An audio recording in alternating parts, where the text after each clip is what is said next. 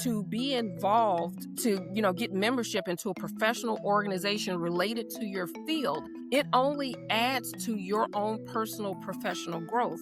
So when I Mhm. think about the ethics, we have a duty to continue to be in the know about what's going on in our field, what those trends are, what are some new training opportunities, what can we do to further our skills so that we are in a better position to serve others.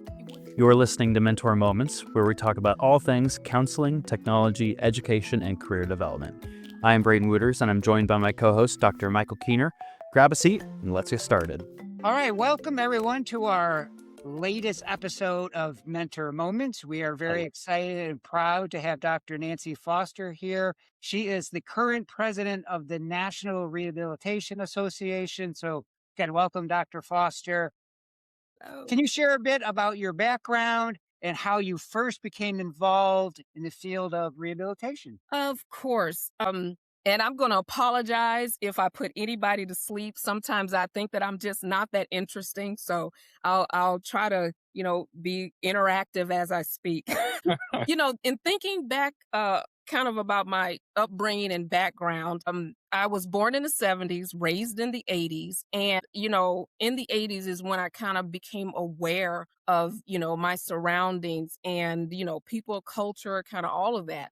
And I knew that based on that, and I did have an aunt who's clinical psychologist, I knew that I wanted to work in a helping profession. And how that translated, I didn't know. Post-secondary was Mississippi Valley State University. I got a bachelor's degree in sociology there, and I remember my senior year, one of the deans asked, "Hey, Nancy, what are your plans? What are you going to do? Talk to me about when you leave here." And I said, "Well, when I leave here, I'm going back to Illinois." So I said, "You know what? Let me tell you about me and what I'm thinking, and maybe." I valued her opinion. So I gave her an overview of me, what I was looking to do. And her response was, "You're going back to Illinois. SIUC has an incredible program, rehabilitation counseling. You need to be in that program because what you've just described and what I know of that program, that's a good marriage, that you two marry each other perfectly." So I did my due diligence and got some additional information. And 2.5 years later, I was enrolled in a program. And a little about the educational piece, I have a bachelor's in sociology, master's in rehabilitation counseling. I have a master's in administration of justice and security. There was a very small piece back in 2008 where I thought I wanted to work in a penal system. I don't know where that come from. So I got that. And I have a PhD in international psychology. So that kind of rounded out the degrees. I started a third master's in forensic psychology, but some personal things kind of popped up, and I am the legal guardian of my great niece. So she needed more of my attention than focusing on a third master's degree. So I kind of put that one off to the side and then putting all of those extra energies towards helping her and negotiate her world or whatever. So SIU Carbondale, where I matriculated my master's degree in rehab counseling. Well, that's a stellar rehab program nationwide. So that, excuse me. I agree. Yes. Well, I don't know, like Tim Janikowski, who was my director at the University of Buffalo, right, came from Carbondale. Yes, So, yeah. yes, yes. I remember when he left. I was with him for 2 semesters. He taught the intro. He did one of the dyad classes and such. And so he was just a phenomenal professor. We did not like it when he went to Buffalo, but Yeah. yeah. Well, he's retired now. So Yeah. I've kept in touch with him through the years. Oh, But wonderful. yeah, well, and again, he taught me foundations in my first practicum class too. So Wow. there we go. It's like Kevin Bacon. We have 6 degrees of 6 degrees of Tim separation. Janikowski. Yeah. Love it. Such a small world. I'm very curious about, you touched on it already a little bit, but were there any like big pivotal moments that, pointed you towards rehabilitation counseling? I mean, that conversation that you had was really, foundational. I'm curious Mhm. about any experiences that you had prior to that that really kind of pointed you in that direction of like service and I'm curious about that. Yeah. I think that's a lot of I had to kind of dig into my personality, because when I think about working, I want to do something that I honestly would love and that would provide me some fulfillment and would give me some type of income that I could, have the life that I kind of wanted.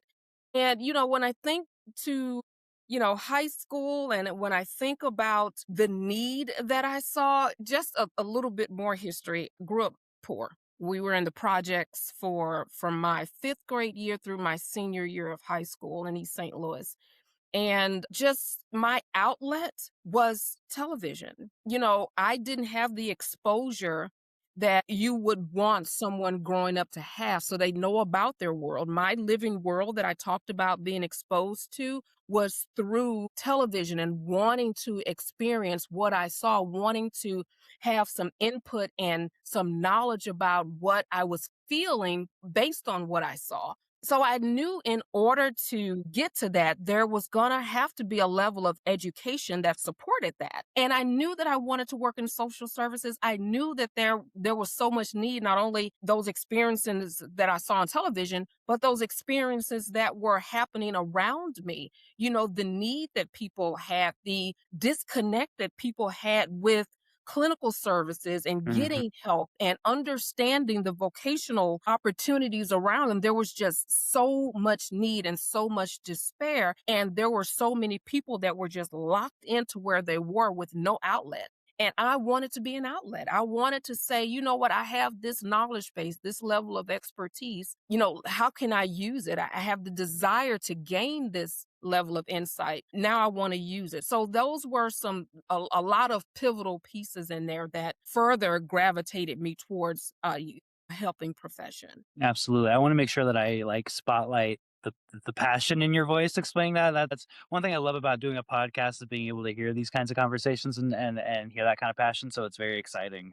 Thank you. I This is appreciate more of a question, I think, personally, as opposed to maybe for the podcast. You mentioned a PhD in international psych, and I'm very curious. I don't think I've ever met somebody with that background or specific education. Could you like share with us a little bit more of like how you ended up in that program? Of course. My kid's sister. She worked for the federal government, and we always had conversations about the various kind of pieces and the money, if you will, that's out there that would allow me to develop a program and help others. So again, that's my mindset. Helping others. How can I do it? How can I make this work? These are all of these ideas that I have. And so one of the areas relating even back to my work as a vocational counselor was the work that voc counselors do with immigrants and refugees. There Mhm. was a longitudinal study that RSA facilitated that looked at their program over about, gosh, I want to say about 10 years. So those from that study come out in 2005. They were published. So I read through as many of those as I could to get an idea of a need. There are always implications and recommendations. So I wanted to really highlight that and mirroring that. And so that's kind of the end as far as the dissertation. But in the beginning, international psychology looks at a Western ideology of psychology as viewed through the cultural and cross-cultural lens. So when I think about international psychology and what it means to various cultures around the globe, I wanted to use that to look at how can voc counselors assist immigrants and refugees with having better access and success with the VR program. So that was pretty much the basis of my dissertation, was looking at those implications and recommendations and kind of moving that forward with my own recommendations for some level of progress. But I wanted to use that and develop a program to present to ICE, the State Department, anything to kind of help with matching and making some type of linkage with their department and VR for success. Acculturation is difficult. Mhm. No matter what end, if you're going to a host country or coming, it's difficult. And I think that there's a piece missing. And I think that a program that I could have developed would have helped bridged a significant gap. I love, and you kind of answered already, that next question though, the we were going to ask, which is, you're already mentioning the steps that you've taken to like maximize your impact in the community. What inspired you to pursue, a leadership role within the NRA? Stepping up. It's really with my personality and my character, I don't mind. I gravitate towards opportunities to lead, to be an example. I enjoy being a problem solver, rolling up my sleeves and helping.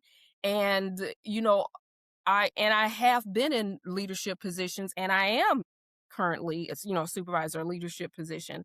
And so this is an opportunity to take that, forward. It is, my own personal infrastructure, if you will, building opportunities for professional growth. So I truly enjoy being a leader.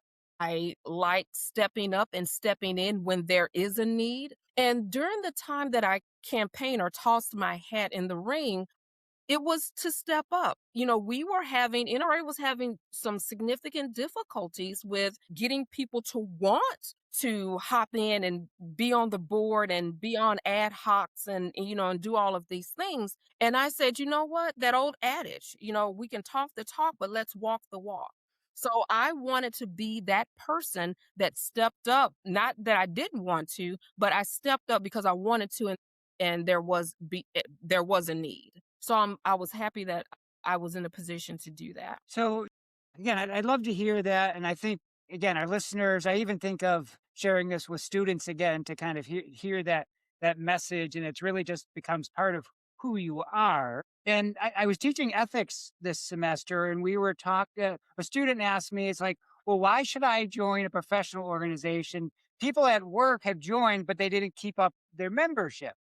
And so obviously, there's always the pro con debate or cost benefit. Young students, I know there's usually reduced rates for students, but we Mhm. started really talking about it from an engagement perspective, because you can be a paid member and not be engaged. Yes. You can not be a paid member, but be super engaged sort of within websites or going to conferences. And so I Mhm. tried to really frame it as an engagement. How, Yeah. It's almost like you have an opportunity, and I'm going to use this analogy as loosely as possible.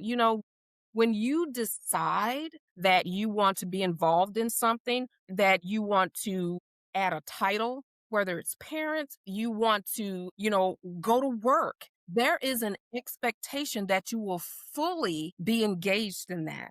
And so when I think about working in the workforce, no matter the job, if there's an opportunity to be involved, to, get membership into a professional organization related to your field, it only adds to your own personal professional growth. So when Mhm. I think about the ethics, we have a duty to continue to be in the know about what's going on in our field, what those trends are, what are some new training opportunities, what can we do to further our skills so that we are in a better position to serve others. When I think about our clientele, when I think about people who are coming through the door, people with varying levels of disability, their social worlds upheavaled because of a lack of funds, or dealing with the symptomology of their disabilities, being in despair of the emotional toil that takes. We have to be in a position to be able to provide some guidance and some insight and some support and some clinical skills to those persons who are coming to us. So we do have an ethical and moral obligation to be at our best. And one way to do that, one of the many ways, is to be involved in a professional organization and be engaged. So not only just sign up, but participate in the training opportunities. Look at the networking and the leadership opportunities and skill building. Be engaged in the policy and the bylaws committees that talk about the rules and what's going on in implementation. We do have a moral and ethical obligation to ensure that we're where we need to be so that we can help someone else. Love that. I just, again, to me, without even before even thinking about this, I would never not be part of the organization, because now it has become this sort of ethical, moral thing. Like, Yes. what? why would I stop being part of it? And then sort of the Mhm. fun or the selfish part, it's sort of I have a built-in alumni network, like when I get students or graduates to Exactly. that I get to say and connect with them as The well. huge networking opportunities there, definitely. As current president of the National Rehab Association, what would you say are your top priorities for the association during your tenure? Well, that is such a good question. You know, in thinking about that, I actually got that conversation in my mind started as president elect. So as president elect, I started, really looking at because now I'm on the board now, right? So I got the inside scoop to a lot of things. So I wanted to, during my president elect year, which was last year, just really get my footing, see where we are as an organization, and how can I further move that forward. So I thought about some of the things I wanted to accomplish as president and how to bring those ideas to fruition, right? And it was grandiose. It was all over the place. It was huge. And then I had to kind of bring it down to make it a lot manageable because I tell you, the ideas that I had, I said, there's no way you're going to, the first 3 months, there are some things that need to happen that you're not going to, get things moving that quickly. So what I wanted to do was look at our membership. That is a huge priority for us. Looking at how do we maintain the engagement with the membership that we have, those who have decided to let their memberships lapse, how to re-engage them and answer questions about, just kind of like a focus group, if you will, why did you not continue? And then for us to look at ways to respond to that and put some things in place so that that's not an issue moving forward for other members. And also another initiative, another priority, if you will, is to re-engage academia, really looking at, how do we engage our student base? That's the lifeline of us, of NRA. We have students, we have a lot of programs that are merging. You mentioned with Maryville University. There were VR programs all over the place 10 years ago, and now they're emerging under different departments. And with the changes from core to K-CRAP, you have to make sure that we're holding true and being able to provide a level of engagement for the student base. We have to show some relevance. So we're looking at that as well. That's a priority. And so some more priorities include your uh, definitely the membership, definitely looking at networking programs and opportunities, definitely looking at how do we look at a program or some protocols for leadership skill building. So we definitely have some significant priorities that we want to bring to fruition. So hopefully those main ones, membership, and then just re-engaging and just making sure that we're offering what we have outlined that are membership benefits. And I can see that, I know this isn't a paid endorsement, but again, just from the changeover with the new website, we're getting a lot more communication. I am a member of the rehab counselors, subcommittee. We're getting lots of free Nice. trainings that way. Very nice. Yes, The website's easier to navigate. It's easier to communicate with definitely. the board, the NRA board. So I guess I see that, and so it does make it easier to sort of talk about it with. I always tell students, I say, what organization should I join? Join an active one, right? Like Yes. join one, and so that's the reason in Missouri I joined MRA. As a student back in Buffalo, I was told to join ARCA. So Mm, okay, but they were sort of on a national level. I never got a personal connection, or at least right. here in Missouri, I can say we do things. And then, Mhm. Mhm. so again, if I had an endorsement, NRA is active. It's doing things. People can see the outcomes.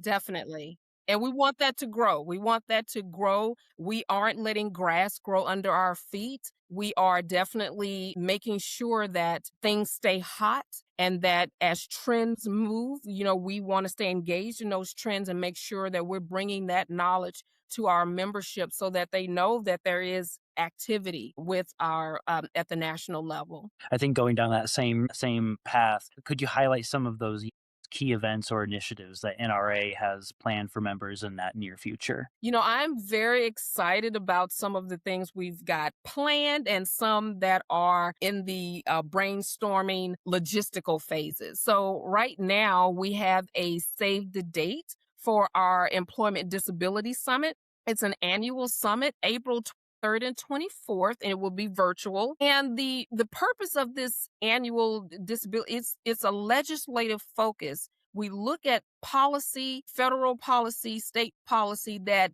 affects our ability to govern our discipline, right? We look at the changing trends and how those correlate to the services that we provide. So we've got a lot of great sessions planned that highlight and target blind services, that target transition, that target more specifically like the vending program. So we've got a lot of good sessions that are being proposed that we're just excited about. And I'm personally anxious to listen to many of them because we are in I won't use state of flux, but what I will say that there is change. And until we're in a position to change that, our advocacy efforts need to be on par. And that's actually the theme of this annual summit, advocacy. And so that's what we'll be hearing during that summit, some advocacy. How do we do it? Grassroots approaches to advocacy. One of the other things that I decided to do that grandiose, and I had to kind of bring it down a little bit, was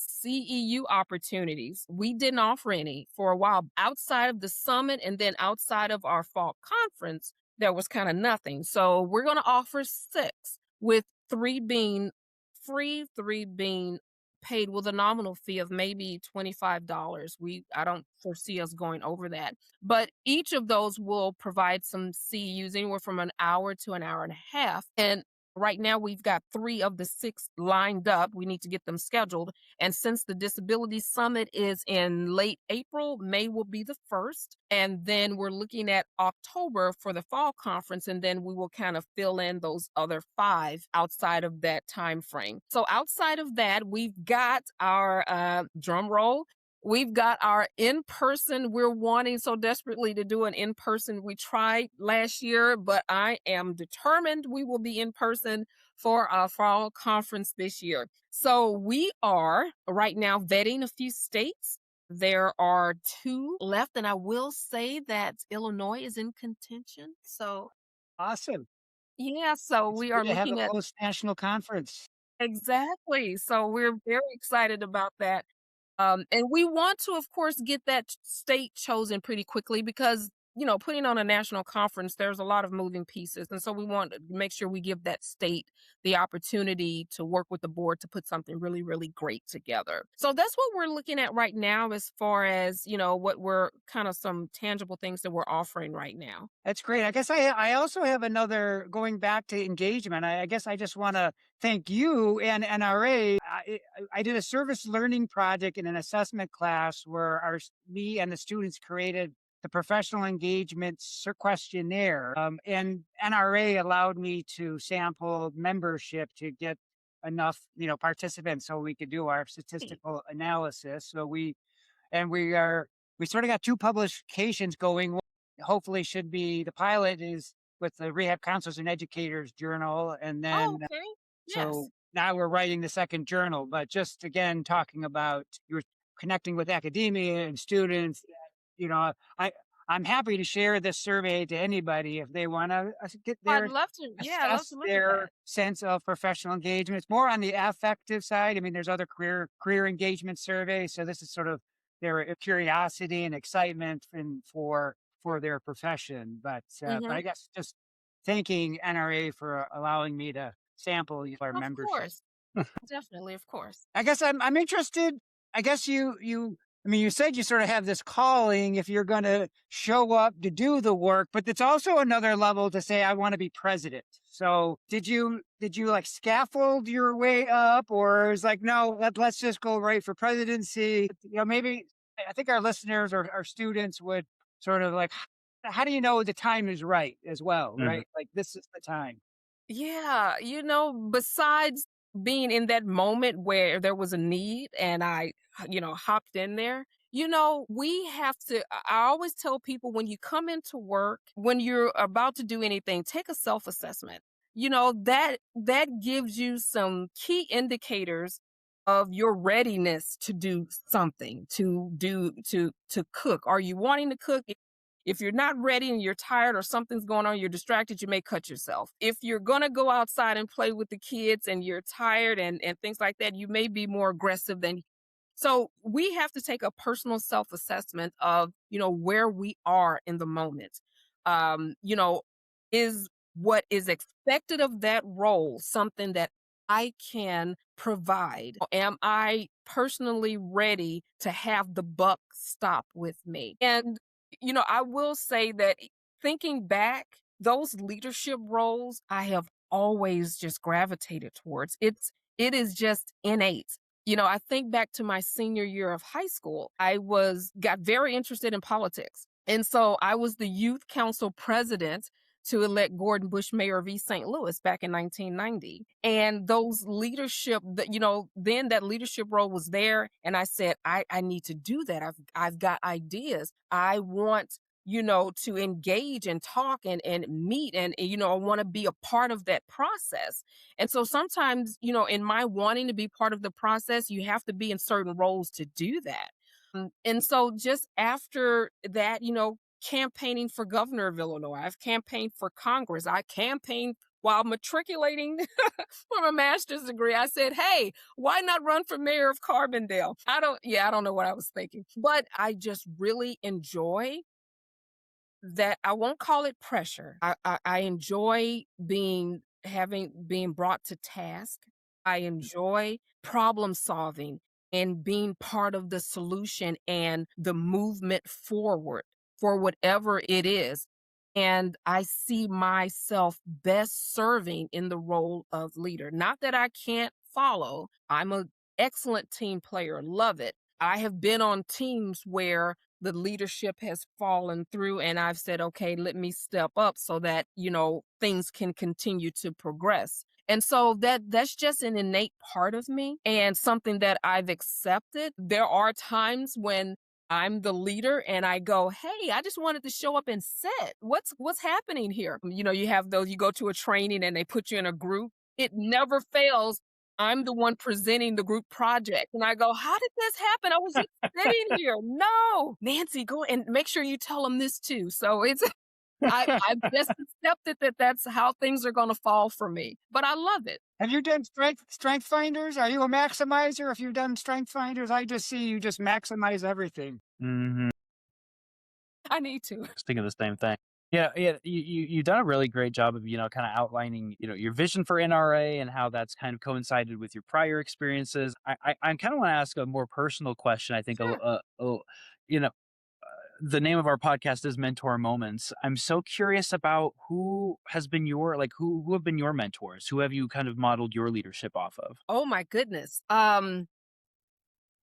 If I were to say patience, that would be my mom. My mother was born and raised in Mississippi. So she has had to deal with quite a bit. And she has instilled a sense of patience, a sense of sitting and thinking, because everything isn't go, go, go, do, because sometimes you need to sit and process and think. So I get that from her. I get from my sister, and not to bring the mood down, she passed away of breast cancer last year.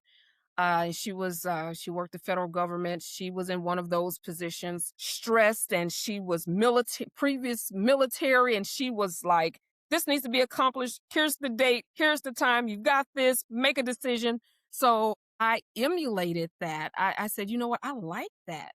And even though she's the little sister, I got her by about 4 years. She just had an air to her personality that I enjoyed. And she was not one of those a pity party person. She was like, you know what? You cried for 2 seconds. Now let's formulate a plan. Let's get it together. Let's get it implemented. If we need to pivot and change, we're in a position to do that. And so I have a few other relatives who I look to. There was a wonderful ninth grade English teacher that I had who was so supportive of any ideas that I had that I wanted to implement. And she first, ninth grade, was the first to start me to public speaking. She would say, "Hey, there's going to be a program and I want you to deliver a speech. So sit down next to me. You write a speech with this theme. I'm going to write a speech, same theme. And then we're going to put the two together. And then you're going to speak it to me a couple of times. Then you're going to stand in front of the school." I didn't hesitate to say, yes, yes, let's do it. Um, and I think back to some of um, the supervisors I've had, one in particular. It's kind of the same thing as my teacher. She was so professionally nurturing. It was just so good to have her.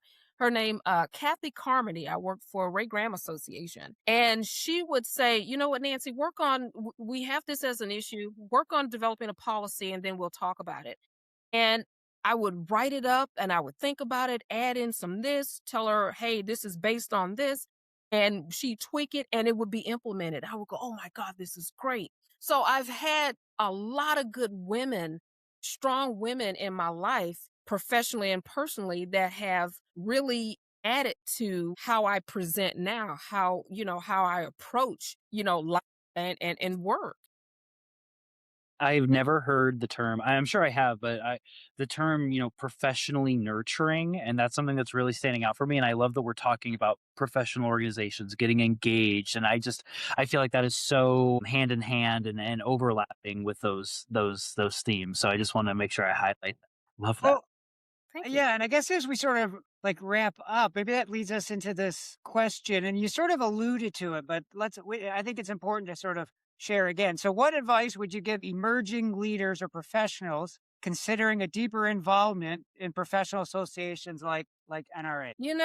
I would say play to your strengths. It's taking that inventory and understanding who you are. And because in a leadership role, you want to help. You want to know the mission, know the underlying values. You want to be able to take that information and let that inform on decision making. You want that knowledge to inform on how you're developing initiatives and priorities and how you're going to move all of that and bring it to fruition. And so I would say just take a personal inventory to discover oneself. Do I have the chops to do this? Because again, the buck's going to stop with you. The decision making, the progressive movement forward. And so there are a lot of expectations, and the person wanting that leadership role needs to understand that they have to live up to those expectations. And so, after you play to your strengths and understand what your strengths are,